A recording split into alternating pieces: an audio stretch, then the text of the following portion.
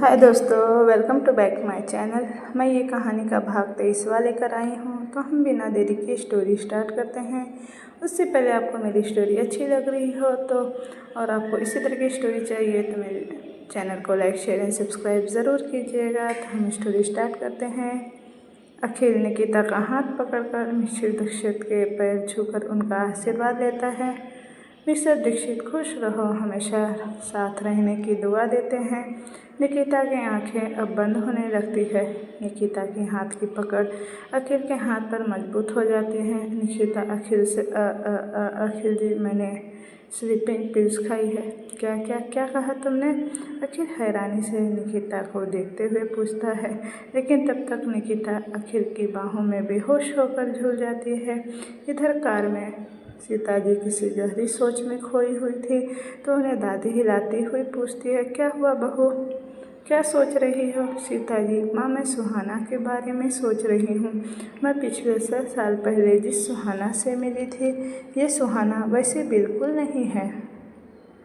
इसे देखकर तो लगता है जैसे ये वो सुहाना है ही नहीं। बहू तुम कहना क्या चाहती हो? दादी असमंजस के भाव से सीता जी से पूछती है। माँ मैं ये कहना चाहती हूँ कि मुझे नहीं लगता कि ये लड़की जो तक्ष के साथ उसकी बीवी बनकर रह रही है ये सुहाना है। मुझे लगता है कि ये कोई और ही है जो सुहाना जैसा चेहरा होने का फ़ायदा उठाकर तक्ष की ज़िंदगी में घुस गई है। क्योंकि माँ सुहाना कभी इंडियन ड्रेस पहनती ही नहीं थी और कुकिंग तो उसे बिल्कुल आती ही नहीं थी। लेकिन ये लड़की कितनी अच्छी तरह से इसने कॉफ़ी बनाई, छोले भटूरे बनाए, जैसे वो ये सब कितने सालों से करती आ रही हो। और सबसे बड़ी बात, दीक्षा जो तने की पत्नी है वो इसे दी क्यों कह रही थी? तक्ष की बीवी होने के नाते दीक्षा को उसे भाभी कहना चाहिए था। मैं ये यकीन के साथ कह रही हूँ कि माँ ये लड़की सुहाना नहीं कोई और है। देखो बहू, मुझे कोई फ़र्क नहीं पड़ता कि ये लड़की सुहाना है या नहीं। मुझे इस बात से फ़र्क पड़ता है कि मेरा बच्चा तक्ष जो उस लड़की के मरने के बाद तड़प रहा था, उसके चेहरे पर हंसी देखने के लिए हम बस तरस रहे थे। वो अब खुश है, इसके साथ देखा नहीं तुमने कैसे किचन में तक्ष बहू को प्यार करने के लिए परेशान कर रहा था। और तुम्हें तो पता है शादी के बाद ऐसे जब एक मर्द अपनी पत्नी के साथ करता है और उसे ऐसे परेशान करता है तो इसका क्या मतलब होता है? तुम्हें भी तो वीर ऐसे ही परेशान किया करता था, भूल गई क्या? दादी सीता जी को उनके दिन याद कराते हुए कहती है। माँ आप भी बच्चों के बात से मुझ पर आ रही हैं। दादी हंसने लगती है, लेकिन सीता जी का दिमाग अभी भी सुहाना और दिव्या में ही उलझा हुआ था। अखिल जी, मैंने स्लीपिंग पिल्स खाई है। निकिता अपनी सांसों को काबू में करते हुए फिर से कहती है। निकिता की स्लीपिंग पिल्स खाने वाली बात सुनकर अखिल हैरानी से निकिता को देखते हुए उससे पूछता है, क्या क्या क्या कहा तुमने? लेकिन तब तक निकिता बेहोश होकर अखिल की बाहों में झूल जाती है।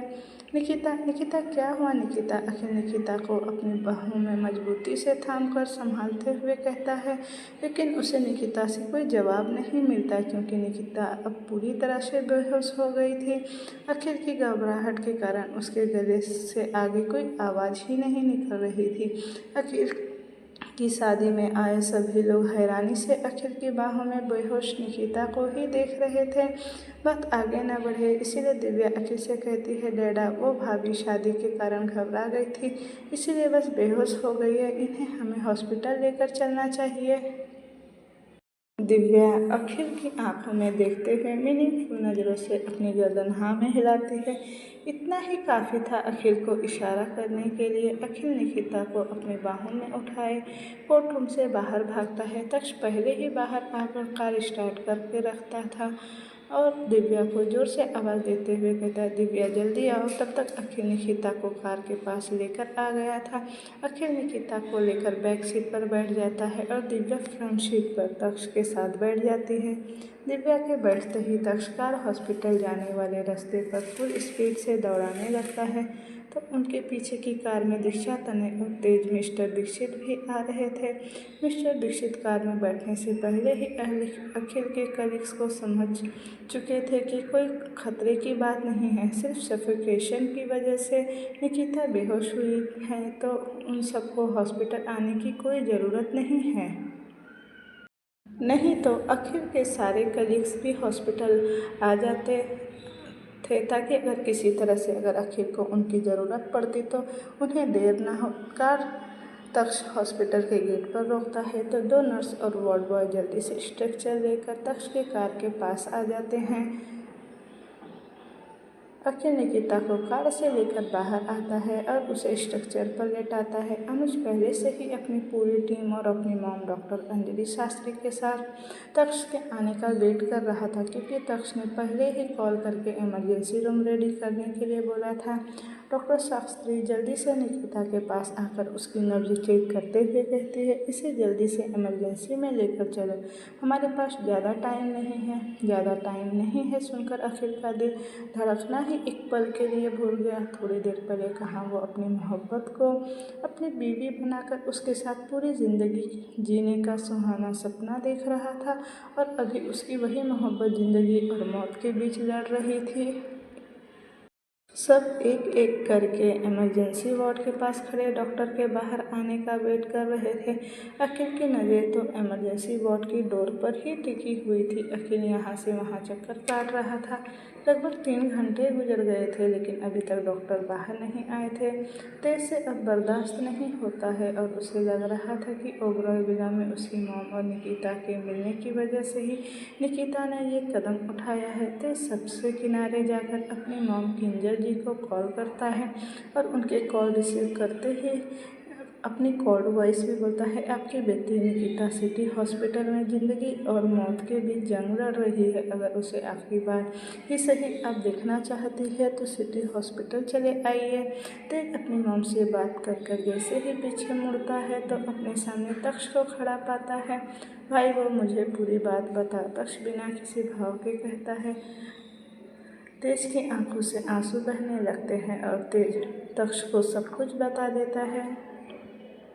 तेज तक्ष को सब कुछ बताने के बाद उससे कहता है, भाई उसे भी तो अपने माँ के प्यार की ज़रूरत है, लेकिन मॉम ने उसके साथ ऐसा क्यों किया। मैं उसने जो दर्द सहा है उसे तो कम नहीं कर सकता, लेकिन एक भाई का प्यार तो उसे हम लोग दे ही सकते हो ना, तो इसलिए तुमने मैरिज रजिस्टर पर साइन किया था। तक्ष के पूछने पर तेज ने हाँ में सिर हिलाता है, तो तक्ष तेज को अपने गले से लगाकर उससे कहता है, उसे कुछ नहीं होगा, वो ठीक हो जाएगी। और सिर्फ तुम क्यों, हम सब की भी वो बहन है। जैसे जूही को हम सब प्यार करते हैं, वैसे ही निकिता को भी हम सब प्यार करेंगे। तेज भी तक्ष की बात सुनकर मुस्कुरा देता है, और वो दोनों इमरजेंसी वार्ड के पास आकर डॉक्टर के बाहर आने का वेट करने लगते हैं। अखिल से अब बर्दाश्त नहीं होता है, तो अखिल डोर के आगे की ओर बढ़ जाता है, लेकिन अखिल अंदर जाता उससे पहले ही अंदर से डोर खुलने की आवाज़ आती है, जिसे सुनकर अखिल वहीं पर रुक जाता है। डॉक्टर शास्त्री वार्ड से बाहर आकर सबको देखते हुए पूछती है, इनके हस्बैंड कौन हैं। अखिल जल्दी से आगे बढ़कर बोलता है, जी मैं हूँ, कैसी है मेरी वाइफ। डॉक्टर शास्त्री, आपको पता है कि आपकी वाइफ ने अपनी जान देने की कोशिश की थी, जो कि एक तरह से क्राइम है। अखिल हाँ में सर हिलाता है, क्योंकि निकिता ने जो लास्ट में कहा था कि उसने स्लीपिंग पिल्स खाई है, वो सुनकर अखिल समझ गया था। डॉक्टर शास्त्री, क्या आपको पता है कि आपकी वाइफ प्रेग्नेंट है। डॉक्टर की बात सुनकर अखिल के दिल की धड़कन फिर से एक बार रुकती हुई सी महसूस हुई। इसका मतलब कि वह बाप बनने वाला है। अखिल के चेहरे पर आई हैरानी को देखकर डॉक्टर शास्त्री समझ जाती है कि उसे इस बारे में कुछ पता नहीं है।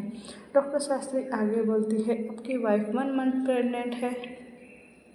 डॉक्टर शास्त्री अखिल के गाल थपथपाते हुए उनसे कहते, देखो इस बार तो हम माँ और बच्चे दोनों को बचाने में कामयाब हो गए, लेकिन अगर आगे ऐसा कुछ होता है तो बच्चे को बचाना बहुत मुश्किल होगा, और साथ साथ तुम्हारी वाइफ की भी जान को खतरा हो सकता है।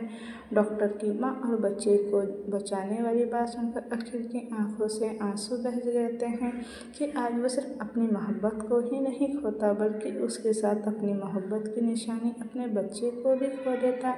डॉक्टर शास्त्री अखिल और सबको देखती है जिनके चेहरे पर अब मुस्कान बिखर गई थी। देखो शायद उसे भी अभी इस बारे में कुछ पता नहीं था, नहीं तो एक लड़की अपनी जान दे सकती है लेकिन अपने अंदर पलने वाले बच्चे की जान खुद कभी नहीं दे सकती। इसीलिए उससे बात करो और जिस वजह से उसने ऐसा कदम उठाया है उसे सॉल्व करो और अब अपनी वाइफ का ज़्यादा से ज़्यादा ध्यान रखना और उसे खुश रखने की कोशिश करना, क्योंकि अब वो जितना स्ट्रेस लेगी उसका सीधा असर उसके बच्चे पर होगा और उसकी ग्रोथ में भी प्रॉब्लम होगी। डॉक्टर शास्त्री की पूरी हिदायत सुनकर अखिल हाँ में सर हिला देता है और उनसे पूछता है, क्या मैं अपनी वाइफ और अपने बच्चे से मिल सकता हूँ? अभी वो बेहोश है लेकिन तुम जाकर उससे मिल लो क्योंकि ये फीलिंग बहुत ख़ास होती है। कहते हुए डॉक्टर शास्त्री वहाँ से अपने केबिन की तरफ चली गई। निकिता के माँ बनने वाली बात और निकिता और उसका बच्चा ठीक है सुनकर सभी के चेहरे मुस्कुरा उठते हैं। दीक्षा दिव्या भागकर आकर अखिल के गले लगते हुए बोलती है, डैडा आप डैड बनने वाले हो, कॉन्ग्रेचुलेशन डैडा। अखिल भी दिव्या और दीक्षा को कसकर गले लगाता है। दिव्या और दीक्षा को अखिल के गले लगते देख तक्ष और तनय का मुंह बन जाता है। तक्ष और तनय एक दूसरे का मुंह देखकर एक दूसरे को अपनी आंखों से इशारा करते हैं जैसे कह रहे हो कि दिव्या और दीक्षा को किसी और को गले लगाने का कोई हक नहीं है, वो दोनों सिर्फ उन्हें हक कर सकती है और किसी को नहीं। दिव्या और दीक्षा आखिर से अकल होती है तो दीक्षा उछलते हुए खुशी से कहते, डैडा हमारे घर में दो बेबी आने वाले हैं, एक बेबी मुझे मासी कहेगा तो दूसरा मुझे बुआ कहेगा। बुआ मासी कितना अच्छा लग रहा है ना सुनने में। दीक्षा की खुशी देखकर अखिल उसके सर पर चपत लगाते नम आँखों से दीक्षा को देखते हुए कहता है, अभी उसके आने में टाइम है, सब्र करो। दिव्या दीक्षा को साइड हटाते हुए कहती है, डैडा इसका छोड़ो, ये तो पागल है, आप पहले अंदर जाओ और भाभी से मिलो, उन्हें भी तो बताओ कि वो माँ बनने वाली हैं। और डैडा भाभी ने ऐसा क्यों किया, अभी इस बारे में उनसे कुछ भी बातें मत करना, ठीक है। आखिर दिव्या की बात सुनकर फिर से अपना सर हाँ में हिलाता है और इमरजेंसी वार्ड की तरफ अपने कदम बढ़ाता है। तभी वहाँ क्रिंजल जी और रमन के पापा धीर जी वहाँ भागते हुए नजर आते हैं। क्रिंजल जी रोते हुए उनसे पूछती है कि कैसी है मेरी बच्ची, कहाँ है निकिता, मुझे उनसे मिलना है, प्लीज़ बताओ ना मेरी बच्ची कैसी है। आखिर क्रिंजल जी को जानता था लेकिन उसे ये नहीं समझ आ रहा था क्रिंजल जी निकिता को अपनी बच्ची क्यों कह रही थी और इसी वजह से अखिल के जाते हुए कदम वहीं पर ठिठक कर रुक गए थे। आखिर क्रिंजल जी को असमंजस के भाव से देख रहा था तो वहीं दिव्या दीक्षा और मिस्टर दीक्षित को तो कुछ समझ ही नहीं आ रहा था कि वहाँ आखिर हो क्या रहा है। क्रिंजल जी का निकिता को बच्ची कहना सिर्फ तक्ष, तनय और तेज ही समझ पा रहे थे। तेज को क्रिंजल जी पर बहुत गुस्सा आ रहा था, उसने भी अपनी माँ को खोई थी इसीलिए उसे अच्छे से पता था कि बिना माँ के रहना कैसा होता है। वो तो उसकी और जूही की किस्मत अच्छी थी कि क्रिंजल जी ने उन दोनों को सगी माँ से बढ़कर प्यार दिया था, लेकिन उसकी अपनी बेटी का क्या जिसने उसका पूरा बचपन ही बिना माँ के गुजार दिया था। तेज आगे आकर गुस्से से उनसे कहता है, अब ये आंसू बहाकर क्या दिखाना चाहती हैं आप कि आप उससे कितना प्यार करती हैं। ये दिखावा करना बंद कीजिए, आप मुझे अच्छे से पता है कि आप उससे कोई प्यार व्यार नहीं करते हैं। ये तो अपने ये आंसू संभाल कर रखें क्योंकि निकिता बिल्कुल ठीक है और उसके पास आपसे ज़्यादा उसकी परवाह करने वाले हैं और उससे प्यार करने वाले यहाँ मौजूद है। जब आपको उसके साथ होना चाहिए था तब तो आपने उसे अकेला छोड़ दिया और अभी ये आंसू बहाकर क्या दिखाना चाह रही हैं आपके जैसे आप उसे कितना प्यार करती हैं। तेज की सारी बातें उसके पापा सुनने के बाद वो गुस्से से भर जाते हैं और कहते हैं, तुम्हारी हिम्मत कैसे हुई अपनी माँ से इस तरह से बात करने की, अपनी तमीज़ भूल गए हो क्या तुम। कहते हुए तेज के पापा तेज को कसकर एक थप्पड़ मारते हैं। तेज अपना चेहरा दूसरी तरफ कर लेता है लेकिन ये थप्पड़ तेज के गाल पर नहीं बल्कि तक्ष के गाल पर पड़ा था। दिव्या और दीक्षा आश्चर्य से अपने मुंह पर हाथ रख लेती है। तक्ष दिव्या के मुंह से सिसकियों की तक्ष का नाम निकलता है। तक्ष को थप्पड़ पड़ते ही देख दिव्या की आंखें नम हो जाती है। दिव्या आंखें नम करके अखिल से भी बर्दाश्त नहीं होता, वो तक्ष की तरफ बढ़ता है। हुआ यूँ था कि जब तेज के पापा उसे मारने के लिए अपना हाथ उठाते हैं तो उन्हें देखकर तक्ष और तनय तेज को आगे आकर खड़े हो जाते हैं और तेज के पापा का मारा हुआ थप्पड़ तक्ष के गालों पर जा लगता है। भाई तेज भी अपनी दबी आवाज़ में चिल्लाता है। उसकी आंखों से आंसू की एक बूंद लुढ़ककर उसके गालों पर गिर जाते हैं। तक्ष तेज के गाल से उसके आंसू पोंछ मुस्कुराते हुए बोलता है, कुछ नहीं हुआ है। तक्ष दिव्या को देखकर भी छोटी सी स्माइल करता है ताकि दिव्या भी रोना बंद कर दे। दिव्या को देखकर तक्ष अपनी नज़र उठाकर तेज के पापा को देखता है। तेज के पापा तक्ष की लाल आंखें देखकर 2 कदम पीछे हट जाते हैं। तक्ष अपने दांत पीसते हुए कहता है, आपको पता है ना, तेज या तनय को एक खरोच भी आती है तो मुझसे बर्दाश्त नहीं होता, और आपने उस पर हाथ उठाने की हिम्मत की है तो बोलिए अभी मैं आपके साथ क्या करूं। कहते हुए तक्ष बिल्कुल धीर जी के पास उनकी आंखों में देखते हुए उनके सामने खड़ा हो जाता है। वहाँ से आने जाने वाले लोग तेज को ही देखने लगे थे। देखो तक्ष, मुझे पता है कि मुझे तेज पर हाथ नहीं उठाना चाहिए था, लेकिन तुमने भी तो देखा ना कि तेज अपनी माँ से कितनी बदतमीजी से बातें कर रहा था, तो उसे बताना जरूरी था कि वो गलत कर रहा है। धीर जी तक्ष के को सुखा देने वाले और डरा देने वाले कांपते हुए आवाज़ में बोले, आपको पता है ना कि मेरे लिए मेरे छोटे भाई बहन नहीं, मेरे बच्चे हैं। उन्हें चोट लगने से मुझे ऐसा लगता है किसी ने मेरा सीना ही चीर दिया हो, तो आपने उस पर हाथ कैसे उठाया? और कौन सा उसने गलत कहा है? सही तो कहा है उसने। जब एक 5 साल की बच्ची को अपनी माँ की ज़रूरत हुई थी तब वो क्रेंजल को घूरकर देखते हुए कहता है कि जब उसे ज़रूरत थी तो उसे अकेले छोड़ दिया। अब क्या सोचकर बड़े होने पर इन्हें देखकर वो माँ कहते हुए आगे आकर इनके गले से लग जाएगी।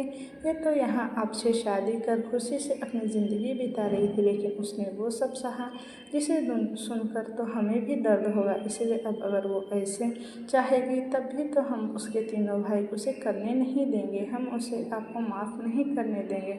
तक्ष बेटा, जैसा तुम सोच रहे हो ऐसा बिल्कुल भी नहीं है। मैं निकिता को कभी छोड़ना नहीं चाहती थी, लेकिन उसका वो कमीना बाप उसके दिमाग में मेरे खिलाफ हमेशा से ही जहर भर कर रखता था। मैं बहुत बार कोशिश की थी कि अपनी बेटी निकिता को अपने पास रखने के लिए, लेकिन कोशिश सुनने में बहुत अच्छा लफ्ज़ है, लेकिन कोशिश कर उस काम को पूरा करना बहुत मुश्किल होता है। अगर आपने कभी कोशिश की होती ना तो निकिता शुरू से ही हमारे साथ होती। तक्ष के दिल चीर देने वाले शब्द सुनकर किंजल जी की नज़रें नीचे झुक जाती है। अब जब तक निकिता नहीं चाहेगी तब तक आप उनके सामने नहीं आएगी। मैं भी नहीं चाहता कि आपको देखकर फिर से उसकी वही पुरानी यादें ताज़ा हो और इन सब से मेरे बच्चे पर कोई असर हो। अखिल सर्द आवाज़ में बोलता है, बच्चा? कौन सा बच्चा? किंजल जी हैरानी से अखिल की तरफ देखती है। अखिल, मेरे भाई मुबारक हो, तू बाप बनने वाला है। निकिता भाभी प्रेग्नेंट है और साले तूने शादी कर ली और मुझे बुलाया भी नहीं। पर कोई नहीं, बच्चे के आने की खुशी में मुझे तो कुछ मीठा ही खिला देना। अनुज जिसे डॉक्टर शास्त्री इमरजेंसी वार्ड में निकिता की कंडीशन जानने के लिए छोड़कर आई थी, वो अभी इमरजेंसी वार्ड से बाहर आता है और अपने सामने अखिल को देखकर उसके ऊपर उठकर गोल घुमाते हुए कहता है। अनुज की बात सुनकर किंजल जी हैरानी से अखिल को देख रही थी।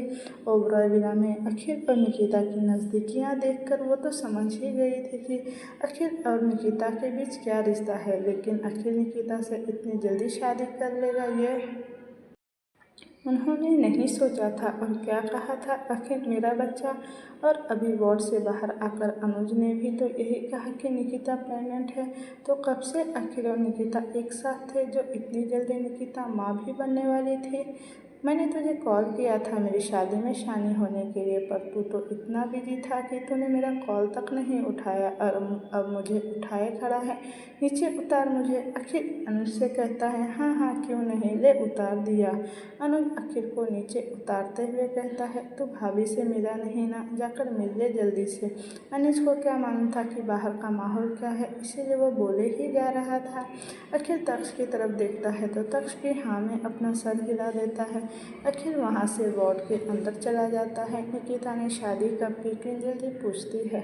आपको यहाँ रहकर निकिता के होश में आने का वेट करना है, कीजिए, और नहीं तो आप यहाँ से जा सकती हैं।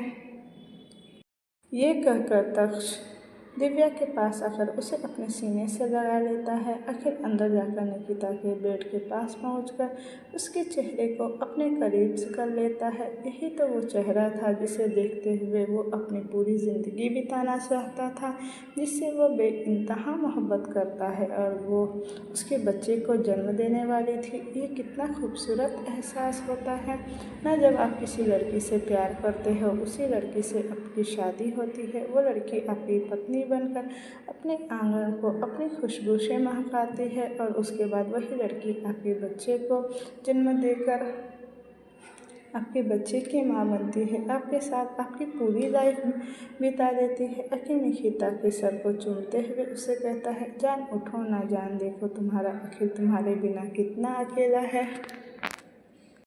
तुम्हें तो सब पता था ना जान कि तुम्हारे आने से तुम्हारा अखिल फिर से जीने लगा है, तो तुमने ऐसा कदम क्यों उठाया जान? अगर तुम्हें कुछ हो जाता तो मैं जी नहीं पाता जान।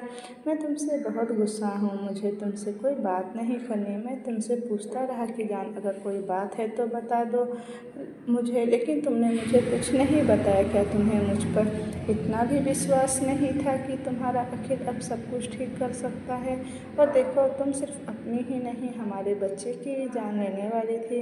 अखिल निकिता पेट को सहलाते हुए कहता है, आई am sorry baby, papa mummy का ख्याल नहीं रख सकते, इसीलिए अब ऐसा नहीं होगा। अब पापा मम्मी का पूरा ख्याल रखेंगे और आपका भी। अखिल झुककर निकिता के पेट पर किस करते हुए कहता है। अखिल निकिता के पास स्टूल पर बैठकर उसके सर को दो कभी उसके पेट को सहला और चूम रहा था। अखिल सोचने लगता है कि जब निकिता ने अखिल से कहा था कि उसने स्लीपिंग पिल्स खाई है,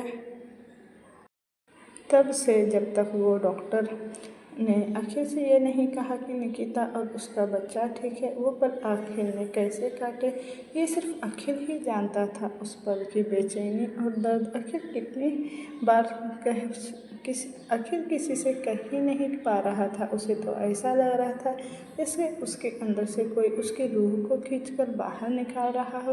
अखिल नम आंखों से निकिता को देखते हुए कहता है, जान तुमने ये गलत किया, तुमने बहुत गलत किया, तुम्हें ऐसा बिल्कुल नहीं करना चाहिए था। अखिल सोच ही रहा था कि उसने जब नीतू को खोया था तब उसने सिर्फ अपनी मोहब्बत को खोया था और उसकी ज़िंदगी की सारी खुशियाँ ही छिन गई थी। लेकिन अगर वो आज निकिता को कुछ हो जाता तो क्या वो दोबारा जीने की काबिल बचता? नहीं, बिल्कुल नहीं। उसमें इतनी हिम्मत ही नहीं थी कि अब वो एक बार फिर से अपनी मोहब्बत के साथ और अपने बच्चों को खोकर जी पाएगा। अखिल प्यार से निकिता के पेट को सहलाते हुए अपने बच्चे से कहता है, बेबी तुम्हारी मम्मा को पता भी नहीं है कि उसने अपनी नादानी में कितनी बड़ी गलती कर दी है। अगर तुम्हें या तुम्हारी मम्मी को कुछ हो जाता तो तुम्हारे पापा तो बिल्कुल अकेले पड़ जाते ना। आपके पापा आपकी मम्मी से बहुत प्यार करते हैं, आपके पापा की जान बसती है आपकी मम्मा में। तो बेबी आपके पापा आपसे एक फेवर करना चाहते हैं, आप करोगे ना? तो बेबी आपको ऐसा करना है कि जब मम्मा का दिमाग ऐसे उल्टे पुल्टे बातों को सोचे तो आपको अपनी मम्मा को अपनी प्रेजेंटेशन फील करवानी है, ताकि आपकी मम्मा का माइंड डाइवर्ट हो जाए और आपकी मम्मा ऐसा कुछ न करे। अखिल नम आँखों से ये सारी बात निकिता को पेट को सहलाते हुए कह रहा था। अखिल को बहुत खुशी हो रही थी। उसे ऐसा लग रहा था कि वो निकिता के पेट को नहीं बल्कि अपने बच्चे के सर को सहलाते हुए अपने बच्चे से ये सारी बातें कह रहा हो और उसका बच्चा उसकी सारी बातें सुन भी रहा हो। अखिल के चेहरे की चमक बता रही थी कि वो अपने बच्चे को पाकर कितना खुश है और वो जल्द से जल्द अपने बच्चे को अपने गोद में लेना चाहता है। वार्ड के अंदर मौजूद नर्स अखिल को उसके अजन्मे बच्चे से बात करते देख मुस्कुरा रही थी। तभी एक नर्स वार्ड के अंदर आते हुए अखिल से कहती है, सर आपको डॉक्टर ने अपने केबिन में बुलाया है। आखिर नर्स की बात सुनकर अपना सर में हाँ हिलाते हुए स्टूल से उठकर निकिता के माथे को प्यार से चूमता है। फिर झुककर एक बार निकिता के पेट को चूमते हुए वार्ड से बाहर आता है तो देखता है कि किंजल जी धीरे के साथ वहीं कॉरिडोर में रखे सोफे पर बैठी हुई सुबक रही थी। निकिता को एक VIP वार्ड में रखा गया था, इसलिए वार्ड के बाहर चेयर की जगह सोफे लगे हुए थे। अखिल दिव्या को देखता है जो चुपचाप तख्त के बाहों में सिमटी हुई थी और दीक्षा भी तने के साथ सोफे पर बैठी उसके कंधे पर अपना सर रख के बैठी हुई थी। लेकिन वहाँ अखिल को तेज और अनुज कहीं नजर नहीं आते। अखिल दिव्या को आवाज़ देते हुए उसके पास जाता है और उससे बोलता है, बच्चा मुझे डॉक्टर ने बुलाया है तो मैं उनसे बात करने के लिए जा रहा हूँ। तुम अपनी भाभी के पास चली जाओ, मैं उसे अकेला नहीं छोड़ना चाहता। वैसे तो नर्स अंदर है, फिर भी बच्चा तुम चली जाओ तो मुझे तसल्ली रहेगी कि तुम अपनी भाभी के पास हो। दिव्या हाँ में अपना सर हिलाकर वार्ड के अंदर चली जाती है और तक्ष भी दिव्या के पीछे पीछे वार्ड के अंदर ही जाता है। अखिल डॉक्टर के केबिन में जाता है। तुम यहाँ जा रही हो? तने सबके जाने के बाद दीक्षा को वार्ड के अंदर जाते हुए देखकर उससे पूछता है, भाभी के पास वार्ड के अंदर? अच्छा ठीक है चली जाना, लेकिन चलो पहले सबके लिए कॉफ़ी लेकर आते हैं। जब से ये सब हुआ है तब से किसी ने कुछ खाया पिया नहीं है। तने दीक्षा का हाथ पकड़कर कैफेटेरिया की ओर लेके जाता है। तने की बात सुन दीक्षा तने के साथ सबके लिए कॉफ़ी लेने चली जाती है। अब सिर्फ कॉरिडोर में किंजल जी और धीर जी ही बचे थे। डॉक्टर के केबिन के बाहर अखिल डोर नॉक करता है तो डॉक्टर शास्त्री अखिल को अंदर आने के लिए कहती है। अखिल जब केबिन के अंदर आता है तो देखता है कि अनहित और तेज पहले ही डॉक्टर शास्त्री के साथ बैठे बातें कर रहे हैं। डॉक्टर शास्त्री अखिल के हाथ से इशारे से चेयर पर बैठने कहती है। अखिल डॉक्टर शास्त्री से, आंटी आपने मुझे बुलाया?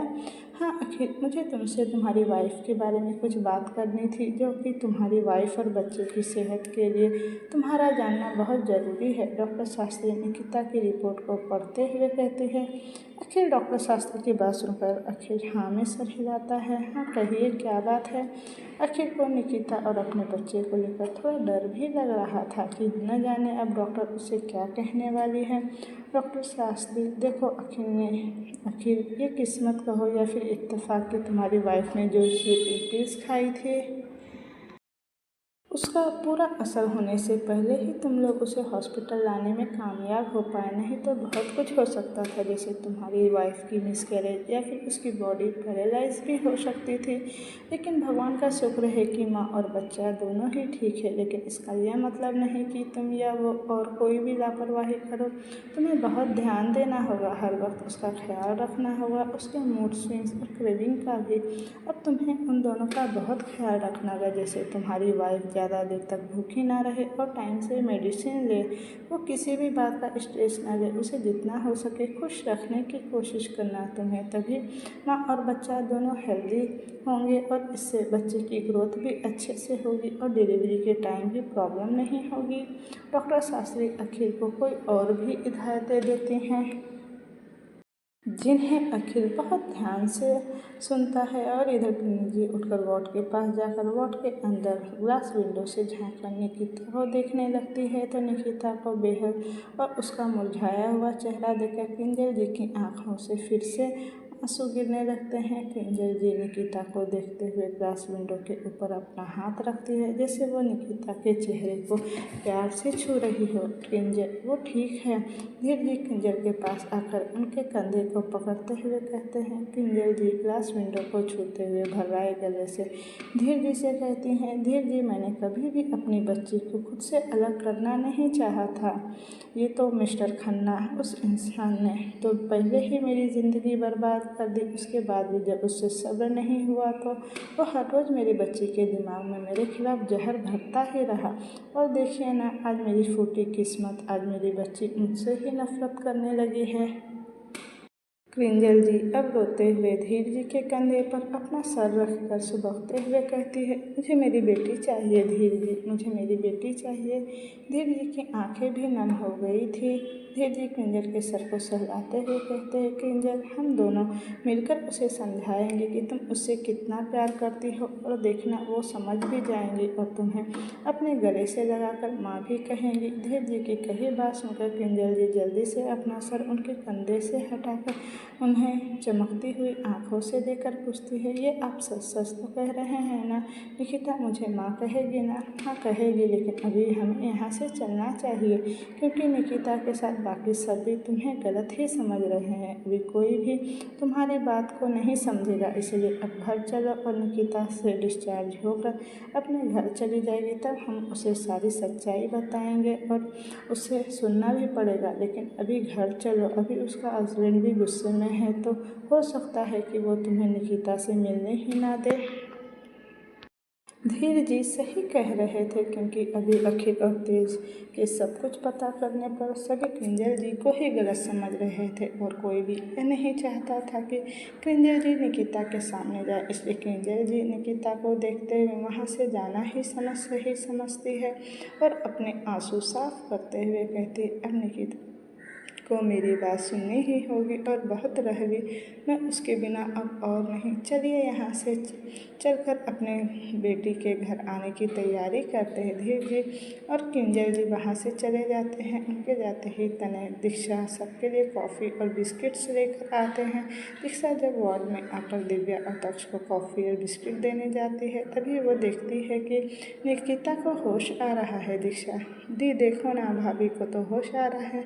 दिव्या और निकिता को देखते हैं तो निकिता को होश आ रहा था। दिव्या और दीक्षा दोनों मिलकर निकिता को बैठने में मदद करते हैं और उसकी तबीयत कहती है और उसे कैसा लग रहा है इस बारे में पूछती है।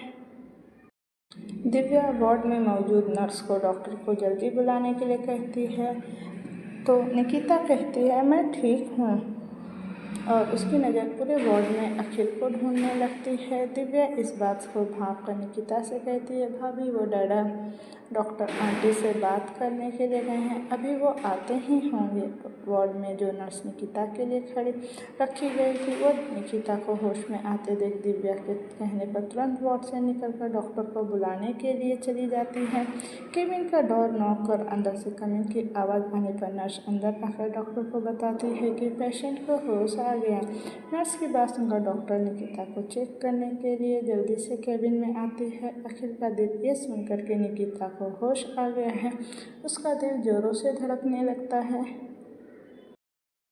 अखिल को तो समझ नहीं आ रहा था कि अचानक उसका दिल इतने ज़ोरों से क्यों धड़कने लगा। तो अब अखिल भी डॉक्टर से बात कर चुका था और डॉक्टर भी केबिन से निकल कर जा चुके थे, इसीलिए अखिल धीमे कदमों से केबिन के बाहर आ जाता है। तेज भी उसके साथ ही रहता है। अनुज को कहीं और जाना था तो वो पहले ही चला जाता है। अखिल निकिता के वार्ड में आता है तो देखता है कि निकिता को होश आ गया है। वो दिव्या से बैठकर बातें कर रही हैं और डॉक्टर शास्त्री निकिता का चेकअप करते हुए उनसे कुछ सवाल कर रही थी, जिनके जवाब में निकिता हाँ हाँ ही कह रही थी। लेकिन जैसे ही उसकी नज़र डोर के सामने खड़े अखिल पर जाती हैं, उसकी नज़रें अपने आप नीची हो जाती हैं। निकिता सोच रही थी कि वो अब अखिल का सामना कैसे करेगी। डॉक्टर शास्त्री अखिल को देखते हुए, अखिल ये अब बिल्कुल ठीक है, तुम चाहो तो इसे घर ले जा सकते हो, बस इसका अच्छे से ख्याल रखना और अपने बच्चे का भी। और ये जितना खुश रहेगी उतना ही तुम्हारे बच्चे के ग्रोथ के लिए भी अच्छा होगा। और हाँ, अब हर महीने तुम इसे हॉस्पिटल लेकर आओगे ताकि मैं इसका रूटीन चेकअप कर सकूं। आखिर डॉक्टर शास्त्री ने अब तक जितनी भी हिदायतें दी अखिल ने सभी हिदायतें मानी थी। अभी भी अखिल हाँ में अपना सर हिलाता है, लेकिन अखिल की नज़रें निकिता के चेहरे पर ही टिकी हुई थी। अखिल अपने कदम आगे बढ़ाते हुए बोला, बच्चा तुम सब घर जाकर अपनी भाभी के गृह प्रवेश की तैयारी करो, मैं कुछ देर में तुम्हारी भाभी को लेकर आता हूँ। दिव्या अखिल को देख बेड से उठकर अखिल के पास आते हुए कहती है, आप भाभी से बात करो, हम चलते हैं। और हाँ, हमने उन्हें बच्चे के बारे में कुछ नहीं बताया है, तो आप ही उन्हें बताओ कि अब एक छोटा शैतान उन्हें परेशान करने के लिए आने वाला है। तो वहीं निकिता डॉक्टर शास्त्री की बात सुनकर कंफ्यूज हो जाती है कि वो किस बच्चे के बारे में बातें कर रही थी। अखिल मुस्कुराकर दिव्या के गाल छूते हुए आगे बढ़ता है, तो वहीं अब सब वार्ड से बाहर निकलकर बाहर की ओर चले जाते हैं। अखिल निकिता को छोड़कर सभी घर जाने के लिए निकलते हैं ताकि निकिता का स्वागत अच्छे से किया जा सके। अखिल निकिता के पास पहुंचकर उसे बड़े गौर से देखने लगता है, जो अपना सर नीचे किए हुए चुपचाप बैठी हुई थी। आखिर अपनी गहरी नज़रों से निकिता को देखते हुए उससे पूछता है, क्या तुम ठीक हो? निकिता अपना सर नीचे के ही अपना सर हाँ में हिलाती है। तुम्हें पता भी है कि तुमने क्या किया था? तुमने मुझसे मेरे जीने की वजह छीन कर जाने वाली थी। अखिल की बात सुन निकिता अपनी नज़रें ऊपर कर आंसू भरे नज़रों से अखिल को देखती है। अखिल को निकिता की आंखों में आंसू देखकर ऐसा लगता है जैसे किसी ने उसके दिल को चीर दिया हो। अखिल जल्दी से बेड पर बैठकर निकिता का चेहरा थामकर अपने माथे से जोड़ते हुए कहता है, तुम मेरी जान हो, मेरे जीने की वजह हो। तने, दीक्षा और तेज हॉस्पिटल से निकल गए थे क्योंकि तेज निकिता से मिलना नहीं चाहता था, क्योंकि तेज को ऐसा लग रहा था जैसे उसके और जूही की वजह से निकिता को अपनी माँ का प्यार नहीं मिला। यहाँ तो वो और जूही किंजल जी के गोद में सर रखकर सोते थे, उनके हाथ से खाते थे, पर निकिता को तो माँ का दुलार तक नहीं मिला। तो वहीं तक्ष और दिव्या बातें करते हुए साथ में चल रहे थे। तभी तक्ष का फ़ोन रिंग करता है। तक्ष अपने पॉकेट से फ़ोन निकाल कर देखता है तो उसे मान का कॉल आ रहा था। तक्ष दिव्या से, 1 मिनट, मान का कॉल है, मैं बात कर लेता हूँ, तुम चलो, मैं तुम्हें ज्वाइन कर लूँगा।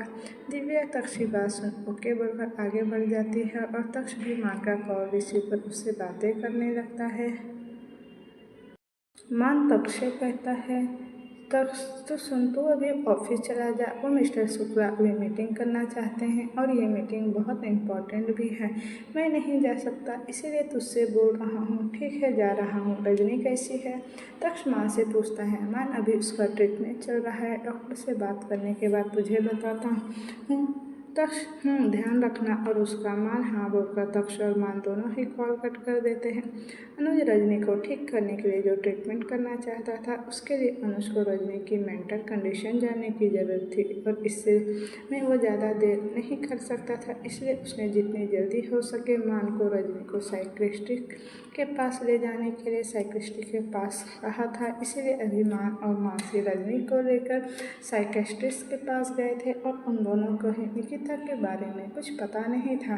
मान से बात करने के बाद अब तक्ष जाने के लिए अपने कदम बढ़ाता है तो सामने का नज़ारा देखकर उसका खून खौल उठता है। तक्ष अपने हाथों की मुट्ठी कसकर बंद करता है और उसके शरीर में फटने के लिए उनमें दरार पड़ने लगते हैं। तक्ष अपने तेज कदमों से चलकर दिव्या के करीब जाने लगता है। दिव्या किसी लड़के की बाहों में थी और वो लड़का दिव्या को उसके कमर से पकड़े संभाले खड़ा था। तक्ष उस लड़के का चेहरा ठीक से तो देख नहीं पा रहा था, लेकिन उसे दिव्या की नज़रों में देखकर ऐसा लग रहा था जैसे दिव्या उस लड़के की आंखों में कहीं खोई हुई थी। वो लड़का दिव्या को सही से खड़ा करके उससे पूछता है, ठीक तो हो तुम? दिव्या हाँ मैं ठीक है कहकर, थैंक यू मुझे बचाने के लिए, अगर आप मुझे नहीं पकड़ते तो मैं गिर जाती और अभी मुझे इसी हॉस्पिटल के किसी वार्ड में एडमिट करना पड़ता, दिव्या हंसकर कहती है। लेकिन वो लड़का दिव्या से कुछ नहीं कहता, बस वो एकटक नज़रों से दिव्या को ही देखते रहता है, जहाँ उसके पीछे से आते हुए तक्ष का परछाई नजर आ रही थी।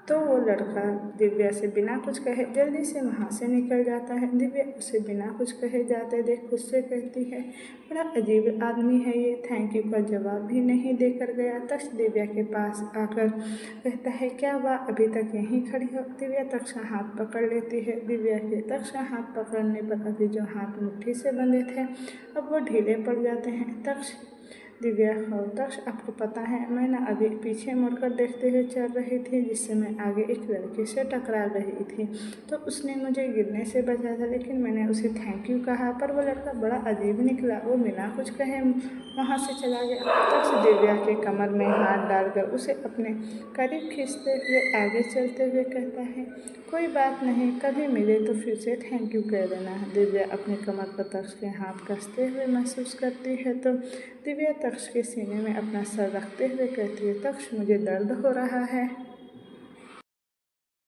वो तो मैं गलती से गिर गई थी, अगर वो मुझे नहीं संभालता तो मुझे चोट लग सकती थी। अब तक्ष दिव्या को अपने कार के पास ले आया था। तक्ष दिव्या को कार से सटाते हुए उसकी आंखों में देखते हुए कहता है, मैंने इन आंखों में उसे देखकर एक खुमारी की झलक देखी है। दिव्या मुस्कुराते हुए तक्ष के कॉलर को पकड़कर अपने करीब खींचते हुए कहती है, इन आंखों में प्यार की खुमारी तो सिर्फ आपके लिए ही है ना। वो एक अनजान था जिससे मुझे कोई फर्क ही नहीं पड़ता। शख्स दिव्या को छोड़कर कार में बैठ जाता है तो दिव्या भी कार के अंदर आकर सीट पे ना बैठकर तक्ष की गोद में जाकर बैठकर अपने गाल तक्ष के बियर्ड में रगड़ते हुए अपनी उंगली तक्ष के सीने पर दिल की जगह पर चलाते हुए कहती है, मुझे ये पसंद है। इसके अलावा चाहे कोई भी मेरे सामने पूरी दुनिया भी ला कर रख दे तो मुझे वो नहीं चाहिए। मैं आपके करीब अपनी और आपकी ज़रूरत पूरी करने नहीं आती हूँ, बल्कि इसलिए आती हूँ कि ताकि आपके बाहों में समाकर आपको वो सुकून दे सकूँ जो सिर्फ मुझे आपके करीब आने से मिलती है और आपको मेरे करीब आने से मिलनी चाहिए। तक्ष कार का पार्टीशन ऑन कर दिव्या के बाल पीछे से पकड़कर उसके चेहरे को ऊपर उठाकर उसके होठों पे अपने अंगूठे चलाते हुए कहता है, और ये सिर्फ मेरे लिए ही होना चाहिए कि तुम्हें मेरी ही बाहों में सुकून मिलना चाहिए, क्योंकि इंसान को अगर सिर्फ मोहब्बत हो तो वो बदल जाता है, लेकिन जहाँ मोहब्बत के साथ धड़कन का साथ हो तो वो कभी नहीं बदलता। तक्ष के कहने पर दिव्या अपने होठ तक्ष के होठों पर रख उसे किस करने लगती है। तक्ष भी दिव्या के किस का रिस्पॉन्स दे रहा था, लेकिन साथ ही उसकी किस में एक गुस्सा भी नजर आ रहा था। उनकी कार हॉस्पिटल से गेट से निकल जाती है तो पीछे उनकी कार को देखते हुए वही लड़का जिसने दिव्या को गिरने से बचाया था वो उसकी कार को घूरते हुए कहता है, क्या इसने मुझे पहचाना क्यों नहीं? क्या इसकी याददाश्त चली गई है? नहीं, ऐसा नहीं हो सकता, क्योंकि इसकी याददाश्त चली गई तो ये तक्ष के साथ कैसे हो सकती है? कुछ तो है जो सामने होकर भी सामने नहीं है, पता करना पड़ेगा। कहते हुए वो लड़का अपनी पॉकेट से फ़ोन निकालकर किसी को कॉल करता है। कॉल रिसीव होने पर वो लड़का बोलता है, सुहाना जिंदा है और तक्ष के साथ है, और हैरानी की बात तो यह है कि उसने मुझे पहचाना नहीं। ऐसा कैसे हो सकता है कि उस दिन जो बुलेट उसके सर पर लगा था और एक्सीडेंट की वजह से उसकी वह जगह से मेमोरी लॉस हो गई हो। उधर से कुछ कहा जाता है जिसे सुनकर वो लड़का कहता है, ठीक है मैं वेट करता हूँ। तभी उसे दूसरी साइड से फ़ोन कटने की आवाज़ आती है। वो लड़का एक डेविल स्माइल करते हुए कहता है, सुहाना सुहाना तुम क्यों वापस आ गई? लगता है इस बार तुम्हारे मरने के बाद भी तुम्हारे पास से हटना होगा। इधर निकिता के वार्ड में अखिल निकिता का अपने दोनों हाथों में थामते हुए उसके ऊपर झुकने लगता है। निकिता अपनी नज़रें नीचे किए हुए झुकते हुए बेड पर लेट जाती है। अखिल पूरा निकिता के ऊपर आ गया था, लेकिन अभी तक निकिता ने अपनी पलकें उठाकर अखिल को नहीं देखा था। अखिल निकिता के गाल को सहलाते हुए उसे कहता है, निकिता इतना तो हक रखता हूँ ना कि तुम्हारे इस कदम को उठाने की वजह जान सकूँ। अखिल निकिता के गाल जिस अंगूठे से सहला रहा था उसे वो गीला सा महसूस होने लगता है। निकिता के आंसू लुढ़क कर उसके गाल पर आ रहे थे। अखिल निकिता के आंसू साफ करते हुए फिर से कहता है, बोलो निकिता, क्या वजह थी जो तुमने इतना बड़ा कदम उठा लिया? और क्या तुमने एक बार भी मेरे बारे में नहीं सोचा? जो अखिल हर वक्त तुम्हारी जान जान कहता है, वो अपनी जान के बिना क्या करेगा? क्या वो जी भी पाएगा या नहीं? क्या तुम्हें अपने अखिल पर इतना भी यकीन नहीं था कि तुम्हारा अखिल सब कुछ सही कर सकता है? अखिल की बात सुन निकिता अखिल को कसकर अपनी बाहों में भरकर जोर जोर से रोने लगती है। अखिल कुछ देर निकिता को वैसे ही रोने देता है ताकि जो भी बात निकिता को सता रही है वो उसे आंसू के जरिए बहा कर निकाल सके। निकिता आंसू भरे पलकों को उठाकर अखिल को देखती है जो उसके ऊपर ही लेटा उसे नम आंखों से देख रहा था। निकिता उसे देखते हुए सुबकते हुए बोली, आप थे ना वो वजह? अखिल हैरानी से, क्या मैं तुम्हारे सुसाइड करने की वजह? पर क्यों निकिता? मैंने ऐसा क्या कर दिया जो तुम्हें मुझे तुम्हारे बिना रहने की इतनी बड़ा सजा देकर जाना चाहती थी। मैंने क्या किया था बोलो निकिता। आखिर के छोड़ जाने बिना उसे बताना स्टार्ट करती है। पिछली रात को आप मिस्टर खन्ना से बातें कर रहे थे कि आप पैसों के लिए मुझे छोड़ देंगे, मुझे मिस्टर खन्ना को सौंप देंगे, उससे मुँह मांगी कीमत लेंगे। वो मैंने सुन लिया था। अखिल जी, मैं आपसे बहुत प्यार करती हूँ, आपके बिना जी नहीं सकती। और मैं जब आपकी बात सुनी तो आप मिस्टर खन्ना से कह रहे थे कि आप मुझे पैसे देंगे और मैं आपकी बेटी को। वो सब सुनकर तो मेरा दिल ही टूट कर रह गया था और इसीलिए तुमने अपनी जान लेने की कोशिश की। तो मिसेज अखिल अग्निहोत्री, आप ज़रा ये बताएंगे कि जब आपने मेरी ये बात सुनी थी तो आपको मुझसे पूछना चाहिए था ना कि मैं ऐसा क्यों कह रहा था। मुझसे लड़ती, मुझे मारती, लेकिन एक बार तो मुझसे पूछती कि क्या तुमने जो मेरे मुँह से वो सब सच सुना भी था या नहीं। निकिता अखिल के सवाल सुन वापस से अपनी नज़रें झुका लेती है तो अखिल निकिता के झुकी हुई पलकों को अपने लबों से बारी बारी चूमकर उसके कान पर अपने नाक रगड़ते हुए कहता है, निकिता, नीतू के जाने के बाद मैं लड़कियों से दूर दूर ही रहता था क्योंकि मैं किसी से मोहब्बत नहीं करना चाहता था और ना ही नीतू की जगह किसी और को देना चाहता था। पर जब से तुम आई थी तब से ये दिल तुम्हारे करीब जाने से माना ही नहीं।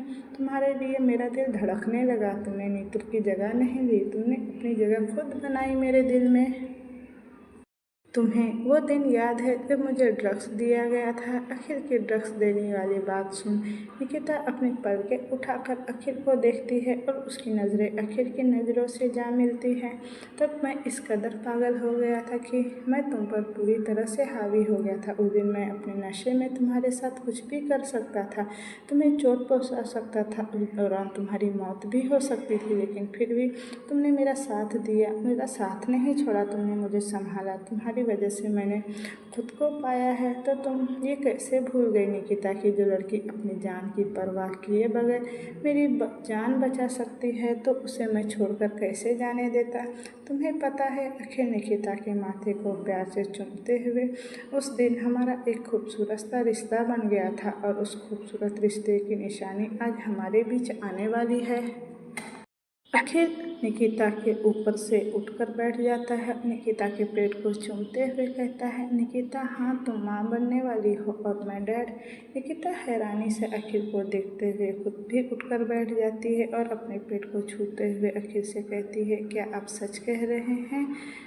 आप सच कह रहे हैं ना, मैं माँ बनने वाली हूँ। अखिल मुस्कुराते हुए अपना सर हाँ में हिलाता है। निकिता के आंखों से आंसू, खुशी के आंसू झलकने लगते हैं और उसके गाल पर आंसू लुढ़क जाते हैं। निकिता अखिल के हाथ को पकड़कर अपने पेट पर रख खुशी से कहती है, अखिल जी, हम पेरेंट्स बनने वाले हैं। अखिल मुस्कुराते हुए निकिता को देखने लगता है, लेकिन निकिता को जैसे ही याद आता है कि उसकी सिर्फ एक गलतफहमी की वजह से वो अपना बच्चा भी खो सकती थी और अगर अखिल उसे टाइम पर हॉस्पिटल नहीं ला पाता तो उसकी मौत भी हो सकती थी।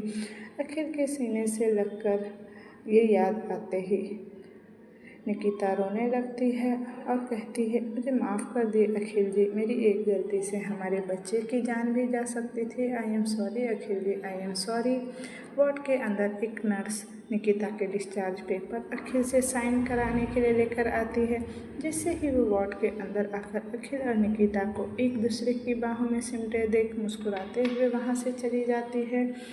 अखिल निकिता का हाथ थामकर उससे कहता है, निकिता चलो अब हम अपनी ज़िंदगी की नई शुरुआत करते हैं। अब हम ज़िंदगी की नई शुरुआत करेंगे। नर्स जो अखिल से डिस्चार्ज पेपर साइन कराने के लिए आई थी वो एक बार फिर से वार्ड में आती है तो देखती है कि अभी भी अखिल और निकिता एक दूसरे की बाहों में सिमटे एक दूसरे को मना भी रहे थे और एक दूसरे से खफा भी हो रहे थे। वो नर्स डोर पर नॉक करती है, जिसकी आवाज़ सुन अखिल पीछे मुड़कर वार्ड के डोर की तरफ देखता है तो वहाँ पर एक 50-55 साल की औरत नर्स की साड़ी पहने अपने हाथ में कुछ फाइल लिए खड़ी थी। अखिल नर्स से कहता है, जी नर्स सर, ये मैडम डिस्चार्ज फाइल है जो डॉक्टर ने भेजा है, आपको इस साइन पर साइन लेना है। अखिल, लाइए साइन कर देता हूँ। नर्स सर, अगर आप बिजी है तो मैं बाद में आती हूँ। अखिल, नहीं मदर, आप दीजिए, मैं साइन कर देता हूँ। वो नर्स हैरानी से अखिल को देखते हुए कहती है, आपने मदर किसे कहा? अखिल फाइन पर जिस जगह साइन कर रहा था वहाँ साइन करते हुए नर्स से कहता है, आपको कहाँ? वैसे आपको सिस्टर तो नहीं कह सकता क्योंकि आप मेरी मदर की एज हैं और मुझे आपको सिस्टर कहने का मन नहीं किया। नर्स मुस्कुरा देती है। अखिल उन्हें फाइल देते हुए कहता है, तो अब मैं इन्हें लेकर जा सकता हूँ ना? नर्स, हाँ, लेकिन कार आराम से चलाइएगा और इस बात का ध्यान रखिएगा कि आपकी पत्नी पेट से है और आप ऐसे में एक छोटा सा झटका भी आपके बच्चे की जान छीन सकता है। नर्स आगे बढ़कर अखिल के सर पर हाथ फेरते हुए कहती है, आप दोनों की जोड़ी सलामत रहे। अखिल भी उसके जो अखिल के सर को सहला रहे थे उन्हें पकड़कर चूम लेता है। नर्स वहाँ से चली जाती है और अखिल निकिता को देखते हुए उसके करीब आकर कहता है, तो चले मिसेज अखिल अग्निहोत्री, घर चलें? निकिता अपनी बाहें फैलाकर हाँ में सर हिला देती है। तो अखिल आगे बढ़कर पहले निकिता के माथे को चूमता है, फिर उसे अपनी गोद में उठाकर वार्ड से बाहर निकल जाता है।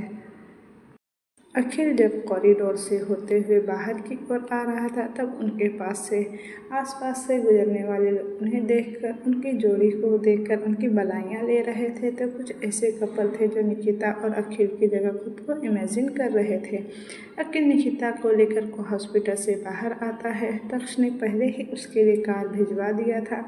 अखिल निकिता को कार के पास आकर देख ड्राइवर जल्दी से बैक सीट की डोर ओपन कर खोलता है, तो लेकिन अखिल निकिता को पैसेंजर सीट पर बैठाते हुए ड्राइवर से बोलता है, अब पीछे बैठ जा। ड्राइवर हैरानी से अखिल को देखते हुए कहता है, पर सर, किंग ने को पता चला कि मैं आराम से पीछे बैठा हूँ तो और ड्राइव आप कर रहे हैं, तो कहीं किंग मुझे नौकरी से ही ना निकाल दे। अब बैठ जाइए, आपके किंग आपसे कुछ नहीं कहेंगे। और ड्राइविंग कौन सा भारी काम है जिसकी वजह से आपका किंग आपको नौकरी से निकाल देगा? कुछ नहीं होगा, आप पीछे बैठिए। तो दोस्तों, ये कहानी अब मैं यहीं तक रहने देती हूँ।